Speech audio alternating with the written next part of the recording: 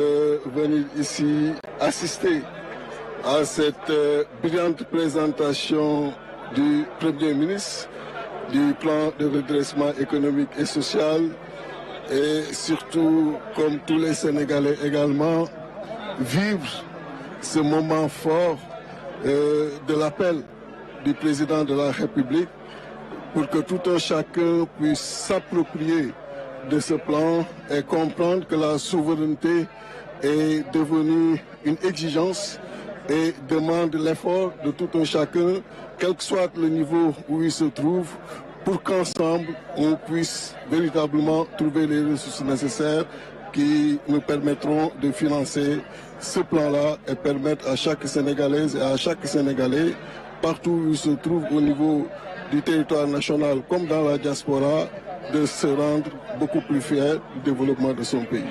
Le président de la République comme le Premier ministre ont demandé notamment à tout le peuple sénégalais d'accompagner ce plan de redressement, de s'approprier ce plan de redressement pour être derrière son gouvernement, pour relever tous les défis. Et c'est l'essentiel qui nous a réussi ce matin, conclut-il. Effectivement, le gouvernement est là. Tous les membres sont nommés par le président de la République qui, lui, à son tour, a été élu par le peuple sénégalais.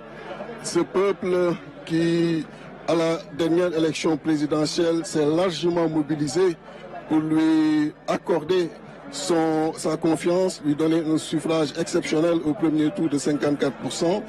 Et donc ce peuple doit continuer à accompagner le président de la République et le gouvernement pour que tout ce qui leur a été présenté lors de la campagne électorale et qui a permis justement à recevoir cette confiance, que tout cela soit exécuté.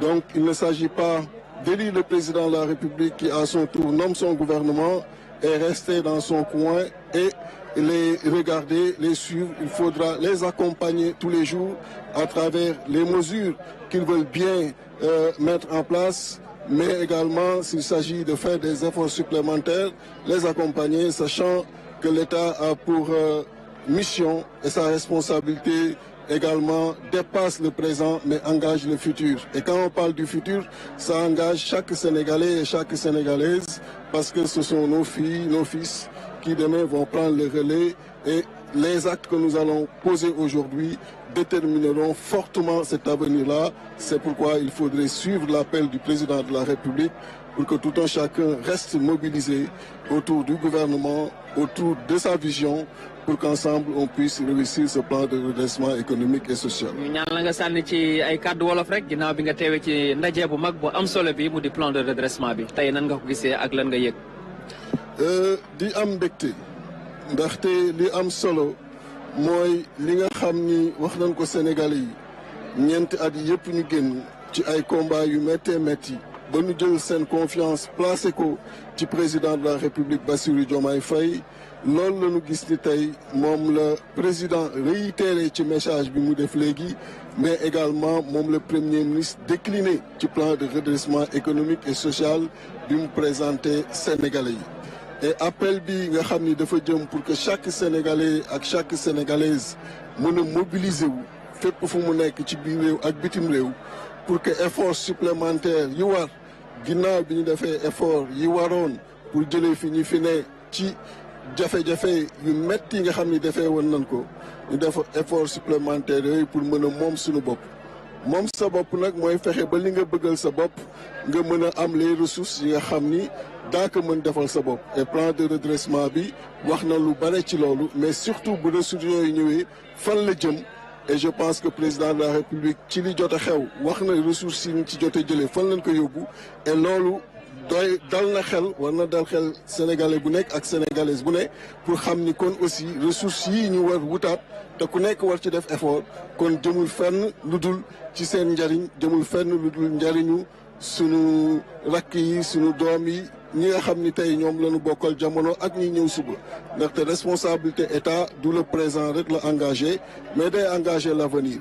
donc di féliciter le président de la République ci appel bi mu def appel bi nga xam ni ku ko dégg vraiment dal na sa xel mais aussi di féliciter le premier ministre comme ni ko président waxee ci plan bi mu concevoir ak sa profondeur bi nga xam ni noté nañ ko ak aussi njariñ biñ ciy xaar yëpp jëmale ko ci askan wi. Merci beaucoup, Monsieur Fall. Voilà, ça a été un honneur. Nous avons tout le temps avec vous. Voilà. C'est un honneur de nous, Pape Alé aussi. Oui, Pape Alé, directeur tous les agents de la RTS. Voilà, merci beaucoup. Mon mbégte ça su ne ñu ànd ak moom Cheikh Fatma mu di Déthié Fall nga xam ne à chaque fois moom ci kër gi la bokk également moom tamit nga sànni ci ay kàddu laata la ñuy dalal beneen invité également.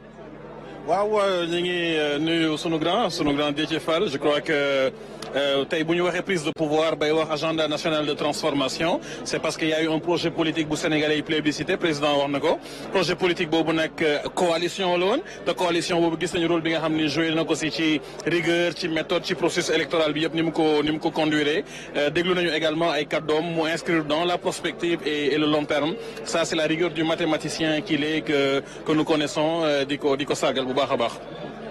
Voilà donc pour revenir sur ce qui s'est passé ce matin avec ce plan détaillé et très en profondeur du Premier ministre Ousmane Sonko, le plan de redressement parce que qui ne se détache pas du référentiel Sénégal 2050 et le ministre d'État auprès du président de la République Ahmadou Al-Amine Lo l'a rappelé également que ça va être présenté et publié aujourd'hui même voilà l'agenda national de transformation Sénégal 2005 dans lequel est inclus ce plan de redressement économique et social. Donc il y a beaucoup de mesures phares prioritaires qui seront prises effectivement pour amorcer le développement économique endogène. Et ce qui est séduisant dans ce plan de redressement, c'est que toutes ces ressources, ce sont des ressources qui proviennent de l'intérieur du Sénégal. Ça ne provient pas des ressources extérieures.